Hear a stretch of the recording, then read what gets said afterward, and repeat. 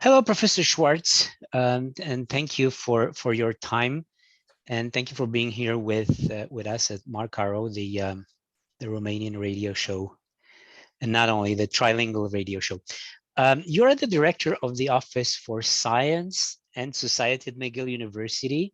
You're an expert in food and water, right? I hope so. And it looks like you're one of the best here in Quebec and Canada. Um, why did you choose this area of activity?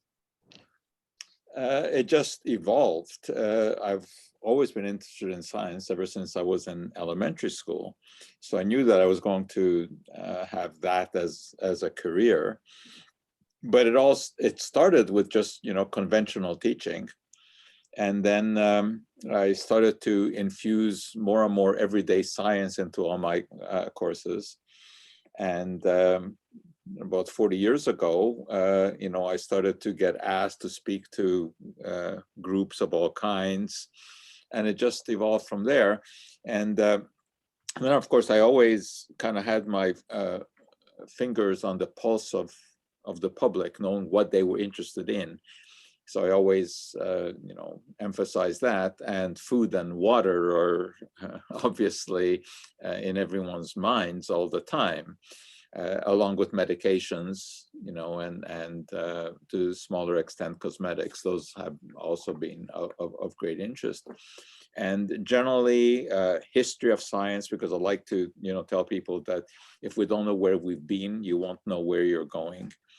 So history is always a part of it. And of course, the current events. And whatever comes up. And obviously for the last 2 years, we've had to deal with this damn virus. So, but Do you think yeah, food and water have always been a major area. do you think young people are more interested in this type of information now than, let's say, 30 years ago or I 40 think years so. ago? Of course, a lot of that is because the information is so much more readily available. 30 years ago, if you wanted to do any kind of research, look into any topic, you'd have to go to the library. These days, the library comes to you, right? And also young people, all their students, they're on Facebook, they're on all the other platforms, Instagram and TikTok and God knows what else. So they even if they're not interested, they hear about all of these things, because it's just all over. So it's easier to get interested when you have such a wide scope of information that is available, which unfortunately is also a double-edged sword, because along with all of that high quality information comes all the misinformation and the disinformation. And if you're not sort of scientifically attuned, it's hard to separate the sense from the nonsense, because a lot of the nonsense can sound very sensible.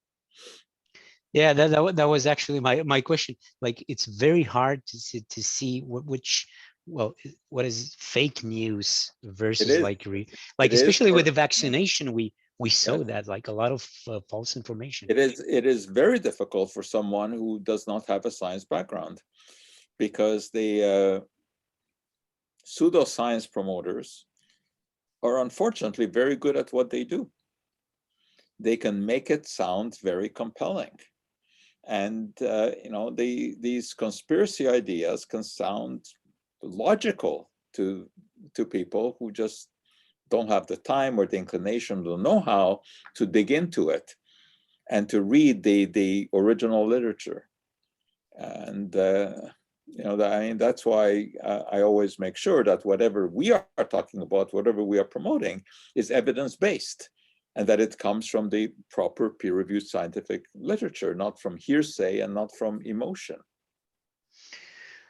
Let me ask you, my first question is, how clean is, well, it's not my first question, but anyway, related to the water, and how clean is the water we drink in Quebec or in Canada? It all depends on how intricately you look. Because today, thanks to my colleagues, the analytical chemists, we have unbelievably sophisticated equipment. We can find things down to the part per trillion range. Now, just to give you an idea of what that means, if you compare the width of a credit card to the distance between the Earth and the Moon, the width of that credit card is 1 part per trillion, okay? We can find that. Now, here is where the issue comes in.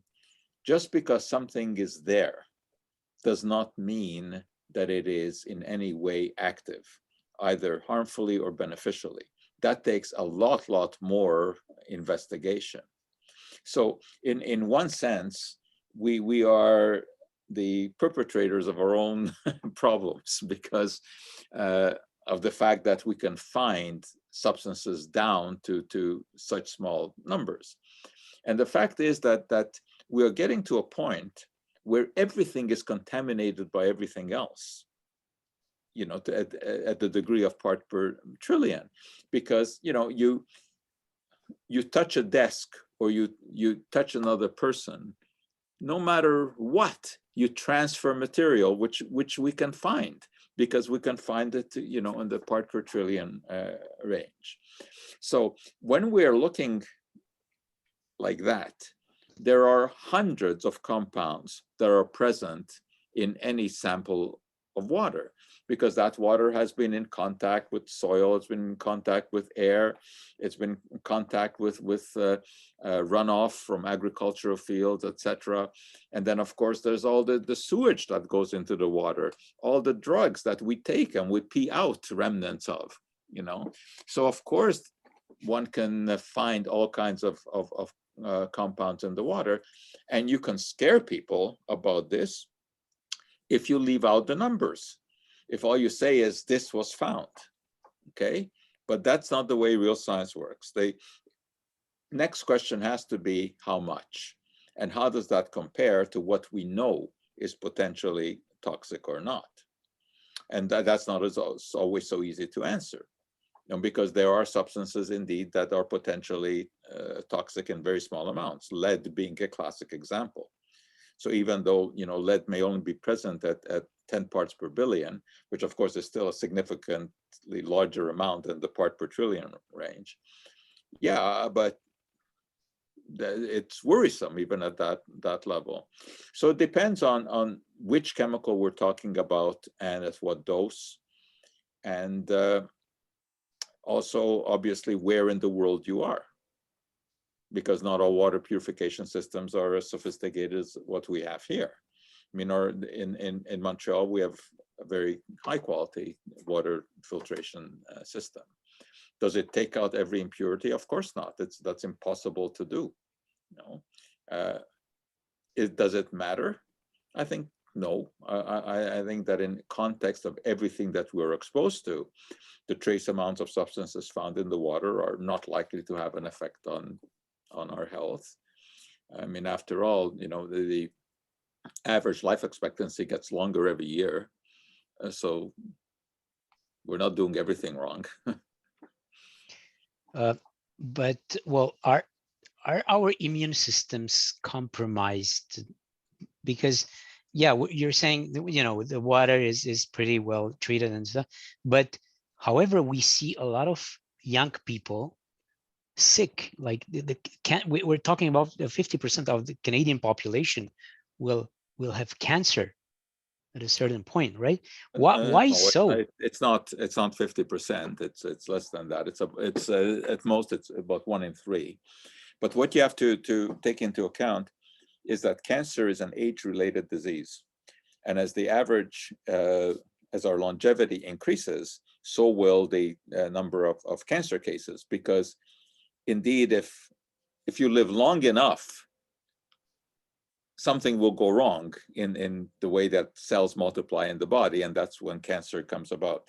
So what we really need to do is look at age-related cancer rates, which are adjusted for age, and there is no increase.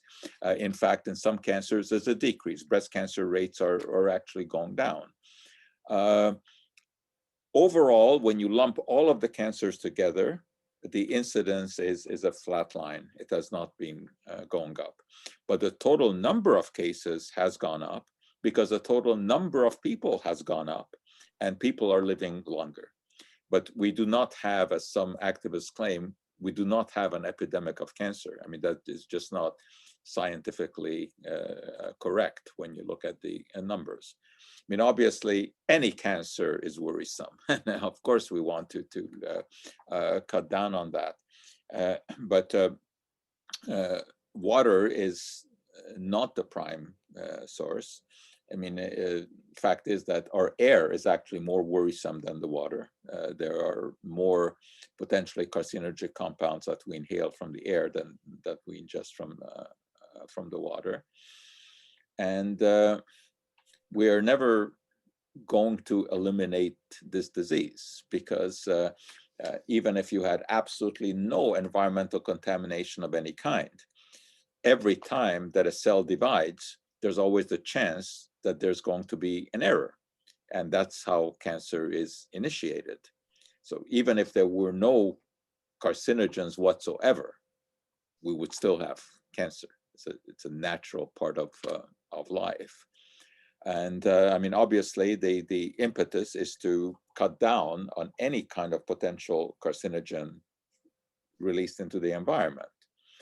And there certainly are some. I mean, today we're quite concerned about the perfluoroalkyl substances, the PFASs as they are called, because these are found in so many products, you know, in all the food wraps, food packaging, raincoats, firemen's equipment, firefighting foam, and all of these have these polyfluorinated compounds. That's a problem.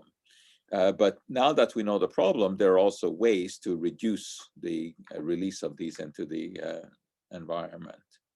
So it's a struggle because, as I said earlier, analytical chemistry now gives us the possibility of detecting all of these things. But detecting them does not necessarily mean that they're doing harm. That has to be further investigated. Would you say the organic food is better than the, let's say, regular one? And also depends on what you mean by better. I mean, in terms of organic, there are regulations so that any pesticide that is used cannot be a synthetic pesticide. It can only be a substance that occurs in nature. However, this is one of the biggest myths that is out there, that a substance that is natural is better than a synthetic material. That equation just does not hold.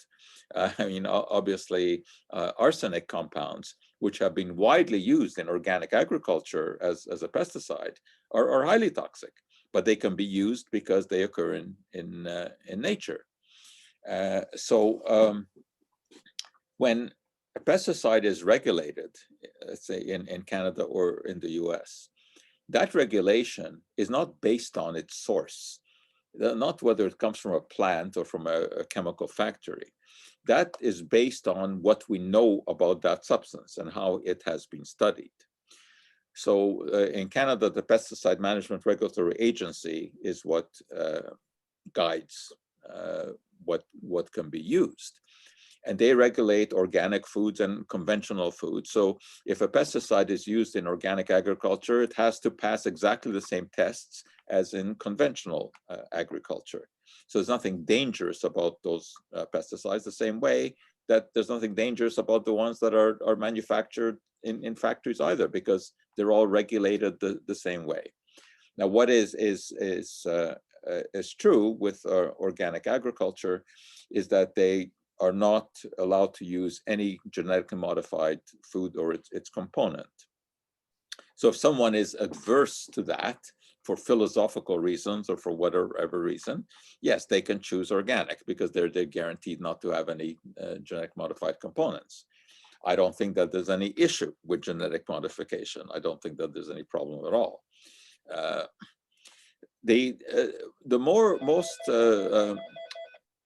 Excuse me, just a sec. I have to just see who. Okay.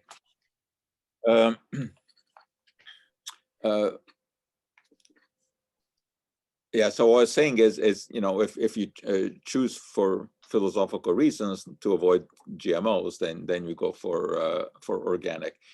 Where organic is more likely to be beneficial is that it's more likely to be fresher, closer to the organic produce is more likely to be sold closer to the time that it was picked. But I don't think that nutritionally there's a significant enough difference to compensate for the price difference. And studies have shown that consumers who eat only organic actually eat fewer fruits and vegetables because of the expense that is involved.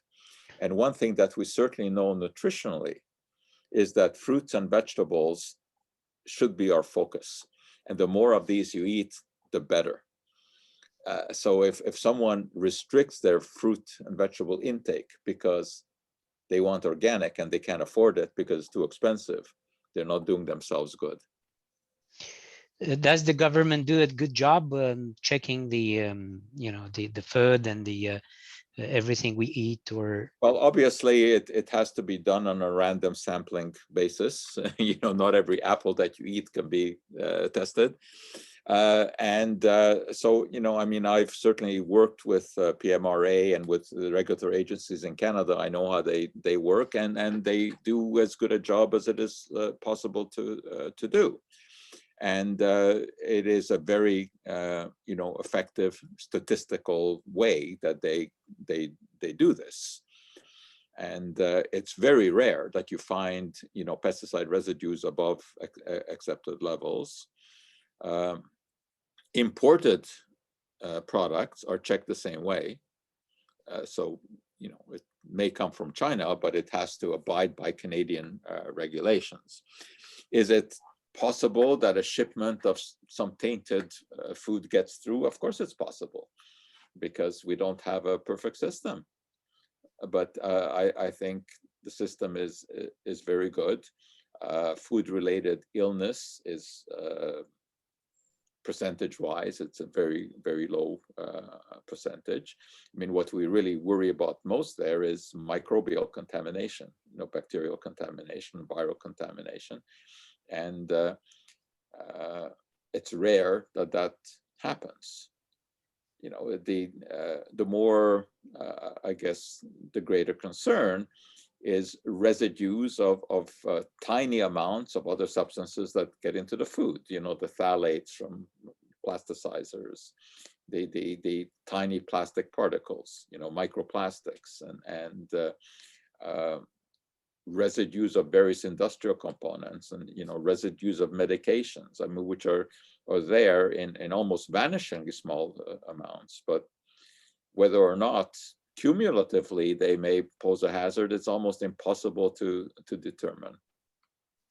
Professor Schwarcz, how can we protect our immune system? Is there any way, any recipe to protect our immune system, do the right thing? First of all, the immune system is a very, very complex network of organs and of different kinds of blood cells. And so this idea that you hear so much about these days to boost the immune system, this is not a scientific term. This is a marketing term. You can boost a car battery. You can boost a Wi-Fi signal. You can even boost your muscles by doing exercise. You can't boost the immune system. This is not one entity that you can boost. The best way to make sure that your body functions properly is to combine a healthy diet with exercise. This is what we know. Now the question is, what is the healthy diet? And the more and more we learn about diet, the more and more we discover that it is a mostly plant-based diet. And that is something that is not so convenient to hear for most people, certainly in North America, because they've grown up with the quote Western diet, with the hamburgers, the hot dogs, the pizzas, whatever. But we're learning that that's not the best diet. And the closer we are to a plant-based diet, although I don't think it's necessary to be exclusively, but I think the Mediterranean kind of diet is what we are focusing on. where the main building blocks are whole grains, and then fruits and vegetables, and olive oil, which seems to be significant, and smaller servings of of red meat. That's where all of the research is pointing. So if we emphasize that with exercise, I mean, unfortunately, we can't bottle exercise, but it's the dynamic duo is exercise combined with the proper diet. But again, even when we talk about the Mediterranean diet, I mean, people tend to oversimplify that. There's not one Mediterranean diet, right? People in Lebanon don't eat the same way as people in Italy or in Greece. But I mean, there are some common features, and olive oil is one of those common features. And also that they eat more fruits and vegetables and less red meat. That's really the common feature. And there are diets now that we refer to as anti-inflammatory diets.